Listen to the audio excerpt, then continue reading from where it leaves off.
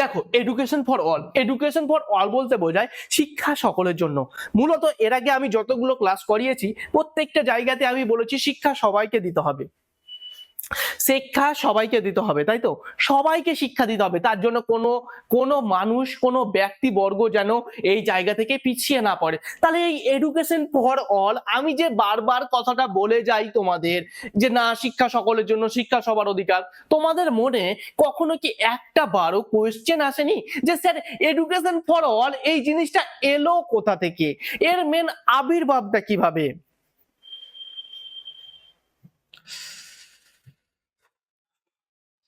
দেখো, education for all, দেখো education for all এর কথাটা যদি আবির্ভাব করা যায় তাহলে আমাদের ভারত স্বাধীনতা হওয়ার পরে আমাদের দেশে যখন সংবিধান লাগু হয়েছিল তখন থেকে এটা ডিরেক্টিভ প্রিন্সিপালের মধ্যে ছিল।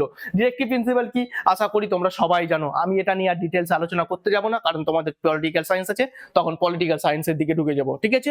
এবারে ডিরেক্টিভ প্রিন্সিপালে কি বলা হয়েছিল যে দেখো, যখন আমরা ভারত স্বাধীনতা হয়েছিল তখন আমাদের দেশের মানুষ যে সবাই শিক্ষিত ছিল তা কিন্তু না, ইভেন আজও যে সবাই শিক্ষিত তাও কিন্তু না, কিন্তু আজকের তুলনায় তখন শিক্ষার হার খুব অল্প পরিমাণে ছিল, যার জন্য আমাদের দেশের যে সরকার গঠন হয়েছিল, আমাদের ভারতবর্ষ যে স্বাধীনতা অর্জন করেছিল এবং তারপরে আমাদের দেশে যে সংবিধান প্রবর্তিত হয়েছিল বা সংবিধান তৈরি করা হয়েছিল, সেখানে একটা প্রিন্সিপাল, ডিরেক্টিভ প্রিন্সিপাল রাখা হয়েছিল, যেখানে বলা হয়েছিল যে 6 থেকে 14 বছরের শিক্ষার্থীদের বাকি 10 বছরের মধ্যে সকলকে শিক্ষায় শিক্ষিত করতে হবে। কি করতে হবে? পয়েন্টটা শুনবে।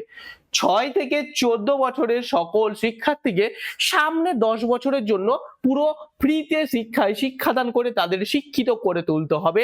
এটা মেন মোটিভ ছিল কিসের? আমাদের সংবিধানের ডিরেক্টিভ প্রিন্সিপালের। এবার যার পরে সময়টা যায়, সময়টা যেতে যেতে হয়ে দেখা যায় 10 বছর হয়ে যায়, তবুও কিন্তু এই 6 থেকে 14 বছরে যত সকল শিক্ষার্থী আছে ভারতবর্ষের, সেটাকে কিন্তু আর মানে সেই 100% অ্যাচিভমেন্ট কিন্তু হয় না।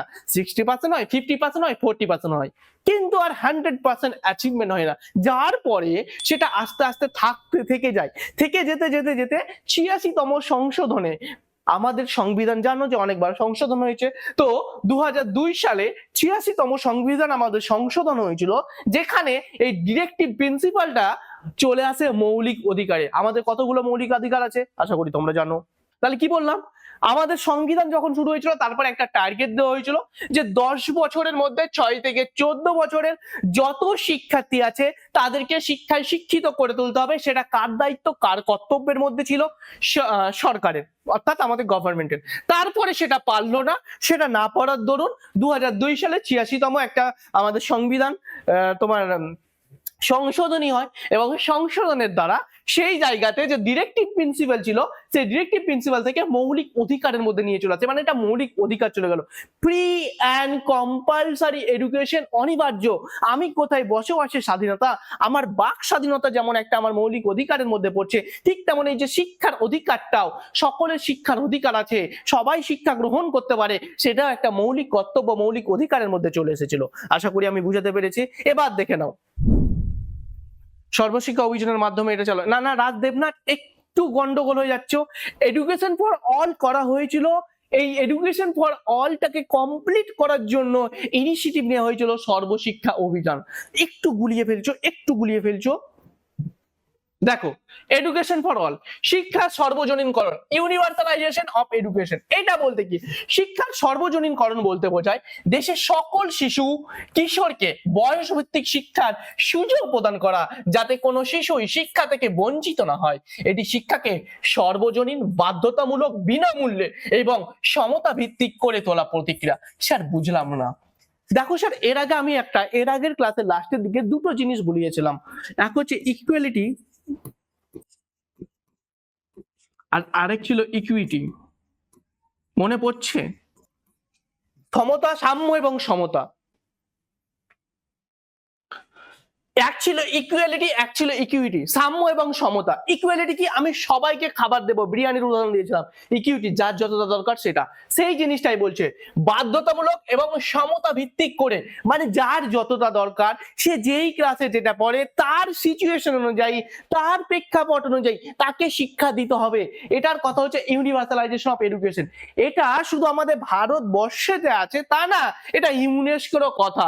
তার জন্য দেখবে sustainable development goal, minimum MDG, SDG, SDG 4 নম্বর যে গোলটা আছে সেখানে কোয়ালিটি এডুকেশনের কথা বলা হয়েছে। সেটা বিশ্বব্যাপী সকলকে ফলো করতে হয় এবং সকলকে অনুসরণ করতে হয়। আশা করি আমি বুঝাতে পেরেছি। কি বললাম তবে, শিক্ষার সর্বজনীনকরণ বলতে কি বোঝাচ্ছে? শিক্ষার সর্বজনীনকরণ বলতে বোঝায় দেশের সকল শিশু কিশোর বয়স ভিত্তিক শিক্ষার সুযোগ প্রদান করা, যাতে কোনো শিশুই শিক্ষা থেকে বঞ্চিত না হয়, কোনোভাবে বঞ্চিত হবে না। সে জেন্ডারের বেসিসে হতে পারে, সে ফিজিক্যাল অ্যাবিলিটির বেসিসে হতে পারে, সে কাস্টের বেসিসে হতে পারে, কোনো রকম কারণের জন্য কোনো শিশু যেন শিক্ষা গ্রহণ থেকে বিরত না থাকে। এটাই ছিল মেন কথা। আশা করি আমি বুঝাতে পেরেছি। তাহলে এডুকেশন ফর অল এই জিনিসটা কি, যারা পুরনো স্টুডেন্ট আমার আছো, চলি স্টুডেন্ট বলা ভুল হবে, যারা আমার জুনিয়র ভাই বা বোনেরা আছো, বা যারা আমার জুনিয়ররা আছো, যারা আমার অনবরত ক্লাস ফলো করে গেছো, তাহলে আশা করি আমার মুখে এই এডুকেশন ফর অল, সবার জন্য শিক্ষা, সবাইকে শিক্ষা দিতে হবে এটা বলেছি, তাদের কাছে আশা করি ক্লিয়ার। এবং যারা নতুন আছো তাদের যদি কোনো জায়গায় তোমাদের একটু সমস্যা থাকে সেটা কমেন্ট করে জানাবে। চলো নেক্সট দেখা যাক। এবার দেখো, এডুকেশন ফর অল, সর্বজনীন শিক্ষা তো বুঝে গেলাম স্যার, কিন্তু তোমাদের সিলেবাসে যেটা দেওয়া আছে দেখবে এলিমেন্টারি এডুকেশন। কি স্যার? এলিমেন্টারি এডুকেশন সিলেবাসে এটা দেওয়া আছে। এই শব্দটা আমি তোমাদের বিভিন্ন কমিশন কমিটি করাতে গিয়ে কিন্তু একবার ব্যবহার করেছিলাম। মনে করে দেখো যে এলিমেন্টারি এডুকেশনের কথাটা, বা প্রারম্ভিক শিক্ষা কি, বা প্রারম্ভিক শিক্ষা কোন ক্লাস থেকে কোন ক্লাসকে বলা হয়, কোন শ্রেণী থেকে কোন শ্রেণী শিক্ষার্থীদের বলা হয়, সেটা সম্পর্কে আমি মূলত এর আগে একবার আলোচনা করেছিলাম। তোমরা মনে করে দেখো তো আমি এই শব্দটা বলেছিলাম না বলিনি, এলিমেন্টারি এডুকেশনের কথা বা প্রারম্ভিক শিক্ষার কথাটা। এলিমেন্টারি এডুকেশন কথাটা আমি তোমাদের জাতীয় শিক্ষা নীতি পড়াই, তখনও বলে গেছিলাম, আবার বলে দিচ্ছি। শিক্ষার তোমরা যেটা ক্লাস 1 থেকে 4 পর্যন্ত পড়ো সেটাকে কি বলো গো? Primary education. আর আমরা জানি 10 থেকে 12টাকে তোমরা বলে দাও কি? হায়ার এডুকেশন, উচ্চ মাধ্যমিক, অ্যাকচুয়ালি এইচএস। কি বলো? এইচএস। আর এটাকে বলে দাও এমপি, তাই তো? আর যেই তোমরা বিএ ফার্স্ট ইয়ার থেকে শুরু করে মাস্টার ডিগ্রি চলে গেলে সেটা গ্র্যাজুয়েশন হায়ার এডুকেশন চলে গেল, বলেছো? এবার এই যে 1 থেকে 4টাকে প্রাইমারি এডুকেশন বলা হয়, এবার ক্লাস 1 থেকে 8 পর্যন্ত যে শ্রেণীটা আছে, অর্থাৎ ক্লাস 1 থেকে এদিকে আপার প্রাইমারি পর্যন্ত, ক্লাস 8 পর্যন্ত যে ক্লাসটা আছে সেগুলোকে একত্রে নিয়ে বলা হয় এলিমেন্টারি এডুকেশন। তাহলে এলিমেন্টারি এডুকেশন কোনটাকে বলা হচ্ছে? যে ক্লাস 1 থেকে ক্লাস 8 পর্যন্ত সময়টাকে বলা হয় এলিমেন্টারি এডুকেশন। এটা নোট ডাউন করে নিতে পারো, তোমাদের হয়তো জিজ্ঞেস করতেই পারে যে এলিমেন্টারি এডুকেশন বলতে কোন ক্লাস থেকে কোন ক্লাসটাকে বলা হয়, তখন এটা। ওকে, এবার দেখো এলিমেন্টারি এডুকেশন, এবার আমি কি বললাম? এডুকেশন ফর অল বলেছি, মানে সকলের জন্য শিক্ষা। এবার তোমাদের সিলেবাসে যেটা আছে পার্টিকুলারলি উল্লেখ করে দেওয়া আছে এলিমেন্টারি এডুকেশন ফর অল এর এলিমেন্টারি এডুকেশন, অর্থাৎ প্রারম্ভিক শিক্ষাকে সর্বজনীনকরণ। এবার তোমাদের মনে হতেই পারে যে স্যার আপনি তো বলছেন শিক্ষা সবার জন্য, সবার জন্য, তো 6 থেকে 14 বছর এই বয়সটাকে কেন বেছে নেওয়া হয়েছিল? 6 থেকে 14 বছর যেটা বললাম কি, তাহলে এবার প্রশ্ন আসতেই পারে যে স্যার 6 থেকে 14 বছরে এই শিক্ষার্থীদেরকে কেন বলা হলো প্রি এন্ড কম্পালসারি এর মধ্যে শিক্ষা দেওয়ার কথা বল? কারণ দেখো, একটা শিশুর মেন বেস তৈরি করা কোথায়? 6 থেকে 14 বছরে যেই সময় ক্লাস 1 থেকে ক্লাস 8 পর্যন্ত একটা শিশুর কিন্তু ফাউন্ডেশন স্টেজ। তুমি এনইপি 2020 দিয়ে যেও না, এদিকে এসো। একটা শিশুর দেখো পিলার গঠন, মানে বাড়িতে যেমন পিলার তৈরি করতে হয়, পিলারটা যদি মজবুত করা যায় তাহলে তার উপরে যতগুলোই তুমি বিল্ডিং বানাও না, সেটা কিন্তু সে লোড সামলাতে পারবে বা সামলে নিতে পারবে। ঠিক তেমনই একটা শিশুর সেই 1 থেকে 8 পর্যন্ত ক্লাস পর্যন্ত যদি থাকে না, তার যদি বেসিকটা স্ট্রং থাকে না, সে পরবর্তীকালে 9 10 যদি হাওয়াতে উড়ে যায় মানে একটু বিগড়ে যায়, পরবর্তীকালে 11-12 আসে বা পরে হায়ার এডুকেশন সে নিজেকে শুধরে নিতে পারবে। তার জন্য এই 6 থেকে 14 বছরটা খুব ইম্পর্টেন্ট, সকল শিক্ষার্থীর জন্য শিক্ষা দরকার। তাই প্রথম যেটা টার্গেট রাখলো এটা 6 থেকে 14 বছরের। ওকে, কি বলেছে যে গান্ধীজি এবং ইউনেস্কো এই স্তরকে বুনিয়াদী শিক্ষা স্তর বলা হয়। আরো একটা কোশ্চেন গুরুত্বপূর্ণ চলে এলো যে গান্ধীজির মতে বুনিয়াদী শিক্ষা কোন ক্লাস থেকে কোন ক্লাস, কেন তো ক্লাস 1 থেকে 8 কে গান্ধীজি বুনিয়াদী শিক্ষা স্তর বলেছে, বা এলিমেন্টারি এডুকেশনকে গান্ধীজি কি স্তরের সাথে তুলনা করে বলেছেন যে বুনিয়াদী শিক্ষা। ওকে, তারপরে দেখো যেটাকে বেসিক এডুকেশন বলেছেন, তাহলে গান্ধীজি বুনিয়াদী শিক্ষা কোন ক্লাস থেকে কোন ক্লাস থেকে বলে, 1 থেকে 8 পর্যন্ত তাকে বলেছে, বা এলিমেন্টারি এডুকেশনকে বুনিয়াদী শিক্ষা বলেছে। আরেকটা দেখো, সর্বজনীন প্রারম্ভিক শিক্ষার ধারণা 3টি বিষয়ের উপর গুরুত্ব আরোপ করা হয়েছে। এই যে প্রারম্ভিক শিক্ষাটা আছে না, এই যে এলিমেন্টারি এডুকেশন যেটা আমাদের সংবিধানে রাখা হয়েছে, বা ইউনিভার্সালাইজেশন ইউনিভার্সালাইজেশন এলিমেন্টারি এডুকেশন, সর্বজনীন প্রারম্ভিক শিক্ষা, সেই সর্বজনীন প্রারম্ভিক শিক্ষা 3টি বিষয়ের উপর গুরুত্ব আরোপ করেছে। এই 3টে বিষয় মনে রাখতে হবে। কি কি? প্রথমটা হচ্ছে ইউনিভার্সালাইজেশন প্রভিশন, সর্বজনীন প্রবেশ অধিকার। দেখো এই 3টে পয়েন্ট কিন্তু তোমাদের ঘুরিয়ে ফিরিয়ে পরীক্ষার মধ্যে আসতে পারে। 2 নম্বর কি? সর্বজনীন ভর্তির অধিকার, ভর্তির ব্যবস্থা, ইউনিভার্সালাইজেশন রিটেনশন, এনরোলমেন্ট। তারপরে সর্বজনীন ধরে রাখা, ইউনিভার্সালাইজেশন রিটেনশন। এবার এটা কি? দেখো মূলত অনেক ছেলে মেয়ে তোমাদের সাথে অ্যাডমিশন নিয়ে যাওয়ার পরে মাঝপথে ছেড়ে যায়, বা অনেক ছেলে মেয়ে আছে যারা ফাইন্যান্সিয়াল কারণের জন্য বা যে কোনো কারণের জন্য তারা স্কুলে প্রবেশ করতে পারে না বা অ্যাডমিশন নিতে পারে না, সেটা একটা সমস্যা ছিল। তারপরে কি? ধরে রাখা, তাকে ভর্তির ব্যবস্থা, ধরে রাখা, প্রবেশের অধিকার, এই 3টে। বুনিয়াদী শিক্ষা কি এর আগে আমি বুঝিয়েছি সুস্মিতা। বুনিয়াদী শিক্ষা হচ্ছে একটা তোমার প্রথাগত শিক্ষার মধ্যে পড়ে যাচ্ছে, 1 থেকে 8 পর্যন্ত শিক্ষা স্টার্টে দেওয়া হয়। এরা তোমার এডুকেশন নর্মাল শিক্ষা দেওয়ার পাশাপাশি হাতে কলমে কিছু কাজও শেখানো হতো সেখানে, ঠিক আছে? এটা গান্ধীজি শুরু করিয়েছেন। এটা ডিটেলসে তোমাদের আমি আরো আলোচনা করব যখন আমি এবার গ্রেট এডুকেটর শুরু করব, অর্থাৎ রবীন্দ্রনাথ ঠাকুর, মহাত্মা গান্ধী, জয়রাক রুশো এগুলো নিয়ে পড়াবো, তখন এগুলো নিয়ে আরো ডিটেলস আলোচনা করবো। এখন জাস্ট এটা বুঝে নাও। ওকে, কি বলছি দেখো, সর্বজনীন প্রারম্ভিক শিক্ষা 3টি বিষয়ের উপর গুরুত্ব করা হয়েছে। তাহলে এখান থেকে আরো একটা ইম্পর্টেন্ট কোশ্চেন চলে এলো যে ইউনিভার্সালাইজেশন এনরোলমেন্টের কোন 3টি বিষয় গুরুত্ব করার কথা বলা হয়েছে, তখন এটা দিয়ে দেবে universal provision, universalisation enrolment, universalisation retention, এটা কিন্তু বলা হয়েছিল। ঠিক আছে, ইউনিভার্সালাইজেশন প্রভিশনের অধিকার বলতে কি হচ্ছে? সর্বজনীন প্রবেশ অধিকার বলতে বোঝায় দেশের 6 থেকে 14 বছর শিক্ষার্থীর বাড়ি থেকে হাঁটা দূরত্বের অর্থ 1 কিলোমিটার মধ্যে প্রাথমিক ও 1 থেকে 1.5 কিলোমিটার থেকে 3 কিলোমিটার মধ্যে উচ্চ প্রাথমিক বিদ্যালয় গড়ে তুলতে হবে, যাতে শিক্ষার্থীরা বিদ্যালয়ে প্রবেশ অধিকার পায়। বুঝালাম না? এখানে কি বলছি যে সেই টাইমে বিদ্যালয় সেরকম ভাবে ছিল না। এখন হয়তো তুমি তোমার পাড়ার কাছে প্রাইমারি স্কুল দেখতে পাচ্ছ, সেটা কেন এসেছে? সেটা ইউনিভার্সালাইজেশন এলিমেন্টারি এডুকেশনের কথা বলা হয়েছিল, সর্বশিক্ষা মিশন এসেছিল, সর্বশিক্ষা অভিযান এসেছিল, তারপরে তৈরি করা হয়েছে। এবার এখানে বলা হচ্ছে কি সর্বজনীন প্রবেশ অধিকার। প্রবেশ অধিকার কি? প্রত্যেকটা শিশু, প্রত্যেকটা পাড়ার প্রত্যেকটা শিশু তার 1 কিলোমিটারের মধ্যেই যেন তার একটা স্কুল থাকে, এবং সে সেই স্কুলে যেন অ্যাডমিশন হতে পারে, সেটার বলা হয়েছে। সর্বজনীন প্রবেশ অধিকারে এটাই বলা হয়েছে যে বাড়ি থেকে 1 থেকে 1.5 কিলোমিটারের মধ্যে সরকারকে একটা করে স্কুল বানাতে হবে। তার মানে প্রত্যেকটা, বুঝতে পেরেছো যে শিক্ষার্থী বাড়ি থেকে 1 থেকে 1.5 কিলোমিটার মধ্যে যেন একটা স্কুল থাকে, এবং সেই স্কুলে যেন সে অ্যাডমিশন নিতে পারে। আর 6 থেকে 14 মানে বুঝতেই পারছো, প্রথমে প্রাইমারি এডুকেশনের কথা বলা হয়েছে, তারপরে 1 থেকে 1.5 কিলোমিটার বা 3 কিলোমিটার মধ্যে উচ্চ প্রাথমিক বিদ্যালয় গড়ে তুলতে হবে, যাতে শিক্ষার্থীরা বিদ্যালয়ে প্রবেশ অধিকার করতে পারে। তাহলে ইউনিভার্সালাইজেশন প্রভিশন তোমাদের এখানে কিন্তু বারবার আমি হাইলাইট করছি, যদি পরীক্ষাতে কোশ্চেন আসে যে প্রারম্ভিক শিক্ষা সর্বজনীনকরণের ক্ষেত্রে যে 3টি বিষয়ের উপর আরোপ করা হয়েছিল তার নিম্নের মধ্যে কোনটি না? 3টি বিষয়ের উপর গুরুত্ব আরোপ করেছে, প্রারম্ভিক শিক্ষার ধারণায় কোন বিষয়ের উপর গুরুত্ব আরোপ করা হয়নি?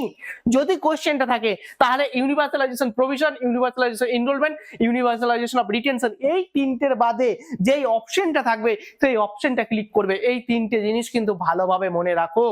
কোশ্চেন রূপটা ইলিটিয়ান যে লিখেছো, আমি কোশ্চেনটা দেখো না, যদি থেকে যায় যে ইউনিভার্সালাইজেশন এলিমেন্টারি এডুকেশন কোন বিষয়ের উপর গুরুত্ব আরোপ করা হয়নি, তখন এই 3টের বাদেরটা আর গুরুত্ব আরোপ করা হয়েছে। কোন কোন বিষয়ে গুরুত্ব আরোপ করা হয়েছিল? তখন কি universalisation provision, universalisation enrolment, universalisation retention. এবার ইউনিভার্সালাইজেশন প্রভিশন বলতে কি? সকলের প্রবেশের অধিকার। সকলের প্রবেশের অধিকারের মধ্যে এখানে বলছে যে বাড়ি থেকে 1 থেকে 1.5 কিলোমিটার মধ্যে প্রাইমারি এবং 3 কিলোমিটার মধ্যে আপার প্রাইমারি বা উচ্চ প্রাথমিক বিদ্যালয় গড়ে তুলতে হবে, যেন সকল শিক্ষার্থীরা প্রবেশ করতে পারে। তারপরে কি আছে, সর্বজনীন ভর্তির ব্যবস্থা, ইউনিভার্সালাইজেশন এনরোলমেন্ট। এনরোলমেন্ট বলতে কি, সবাই ভর্তি হতে পারবে। ভর্তি বলতে বোঝায় 6 থেকে 14 বছর বয়সী সমস্ত শিক্ষার্থীদের ভর্তির ব্যবস্থা করা যাতে প্রত্যেক শিক্ষা অঙ্গনে আসতে পারে। প্রথমে তাদের কি করলাম, সকল শিক্ষার্থীকে আমি শিক্ষা প্রতিষ্ঠানে নিয়ে আসার আগে বাড়ি থেকে 1 থেকে 1.5 কিলোমিটারের মধ্যে বা 3 কিলোমিটারের মধ্যে আমি বিদ্যালয় উপস্থাপন করলাম। এবার বিদ্যালয় যখন তৈরি হয়ে গেল, সেখানে তো আর খালি রাখবে না, সেখানে সবার জন্য ওয়েলকাম। সকল শিক্ষার্থী, কোন বয়সের, 6 থেকে 14 বয়সের সকল শিক্ষার্থী যেন প্রবেশ করতে পারে। ওকে, তারপরে দেখো সর্বজনীন ধরে রাখা, ইউনিভার্সালাইজেশন অফ রিটেনশন। রিটেনশন বলতে কি বলছো, ধরে রাখা। এবার বলো, এই যে তোমরা যে পড়াশোনা করছো ছোট থেকে, তোমরা যখন ক্লাস 5 এ অ্যাডমিশন নিয়েছিলে, তোমার অনেক বন্ধুই দেখো ক্লাস 8 বা 10 এ যেতে যেতে কেউ না তো কেউ পড়াশোনা ছেড়ে দিয়েছে। পড়া ছেড়েছে না ছাড়েনি গো? ইউনিভার্সালাইজেশন এনরোলমেন্ট, এখানে কি বললাম, যে তোমরা যখন ক্লাস 5 এ অ্যাডমিশন নিয়েছিলে, সেখানে দেখতে পেয়েছিলে কি, যে তোমাদের অনেক বন্ধু ক্লাস 10 এ আস্তে আস্তে কিন্তু সবাই কিন্তু পড়াশোনা যে কমপ্লিট করেছে তা কিন্তু না, কিছু কিছু জন ছেড়ে দিয়েছে। এবার এই যে কিছু কিছু জন ছেড়ে দিচ্ছে, কিছু কিছু জন ছেড়ে দিচ্ছে, পড়তে যেতে যেতে পড়াশোনা করছে না, স্কুল থেকে ছুটে স্কুল যাচ্ছে না, পড়াশোনা ছেড়ে দিচ্ছে, তাদেরকে ধরে রাখতে হবে। সেটাই বলা হচ্ছে ইউনিভার্সাল রিটেনশন। আমি এখানে অ্যাডমিশন করালাম, এবার এই অ্যাডমিশন যতজনকে করালাম, আমি যদি 100 জনকে অ্যাডমিশন করাই, তাহলে আমার লক্ষ্য থাকবে ওই 100 জন শিক্ষার্থী যেন এই এলিমেন্টারি অর্থাৎ ক্লাস 8 পর্যন্ত নিজের শিক্ষাটা কমপ্লিট করতে পারে। সেটাও আমাদের লক্ষ্য বা মাথায় রাখতে হবে, এটাও একটা গুরুত্বপূর্ণ ছিল। সেটাকেই বলা হচ্ছে ইউনিভার্সালাইজেশন অফ রিটেনশন। সর্বজনীন ধরে রাখা বলতে বোঝায় প্রথম শ্রেণীতে ভর্তির পর 8ম শ্রেণী সম্পূর্ণ না করা পর্যন্ত সবাইকে ধরে রাখা। মানে কাউকে পড়াশোনা ছেড়ে দিচ্ছে তাকে ছাড়ানো যাবে না, তাকে স্কুলে নিয়ে আসতে হবে। যে ছেলেটা স্কুল যেতে যেতে স্কুল যাচ্ছে না, তাকে স্কুলে নিয়ে আসতে হবে। সেটা পড়াশোনা ছেড়ে দিয়েছে, লকডাউন কি এখনো অনেকে পড়াশোনা ছেড়ে দেয়। তাহলে এই 3টে জিনিস বুঝতে পারছে। ইউনিভার্সালাইজেশন প্রফেশন বলতে কি, নতুন করে বিদ্যালয় স্থাপন করতে হবে যেন 1 থেকে 1.5 কিলোমিটারের মধ্যে সকল শিক্ষার্থী বিদ্যালয়ে গিয়ে প্রবেশ করতে পারে বা বিদ্যালয়টা তারা যেতে পারে, যাতে তাদের যাতায়াতের কোনো সমস্যা না হয়। তারপরে কি হলো, ইউনিভার্সালাইজেশন এনরোলমেন্ট। এনরোলমেন্ট বলতে কি, সবাইকে আমি বিদ্যালয়ে অ্যাডমিশন নেওয়ার সুযোগ করে দেবো, নো ডাউট, যেন সবাই বিদ্যালয়ে প্রবেশ করতে পারে, অ্যাডমিশন নিতে পারে, কোনো সমস্যা যেন না হয়। তারপরে আছে ইউনিভার্সালাইজেশন রিটেনশন, তাদেরকে ধরে রাখতে হবে যেন তারা স্কুল থেকে ছেড়ে না দেয়। এবার এর মধ্যে তোমাদের বন্ধু দেবরাজ মনে হচ্ছে যে স্কুল ছুট একটা কোশ্চেন জিজ্ঞেস করেছিল। স্কুল ছুট হচ্ছে সেটা, যারা পড়াশোনা করতে করতে রীতিমতো পড়াশোনা করতে করতে যারা স্কুলে অ্যাডমিশন নিয়েছে, তারা একটা অ্যাডমিশন নেওয়ার পরে তারা তাদের সেই ডিগ্রি কোর্সটা কমপ্লিট না করে স্কুলে ছেড়ে দেয় বা স্কুল না যাওয়ার প্রতি অনীহা সৃষ্টি করে বা স্কুলে যাওয়ার নাম করে অন্যান্য জায়গায় দৌড়ে বেড়ায়, তাদেরকে বলা হচ্ছে স্কুল ছুট। ক্লাস করতে করতে বেরিয়ে যাওয়া টিফিনে, স্কুলের নাম করে অন্য কোথাও আড্ডা মারা, সেটা হচ্ছে স্কুল ছুট বা পড়াশোনা করতে করতে পড়াশোনা ছেড়ে দেওয়া, সে ব্যাপারটা বুঝতে পেরেছো?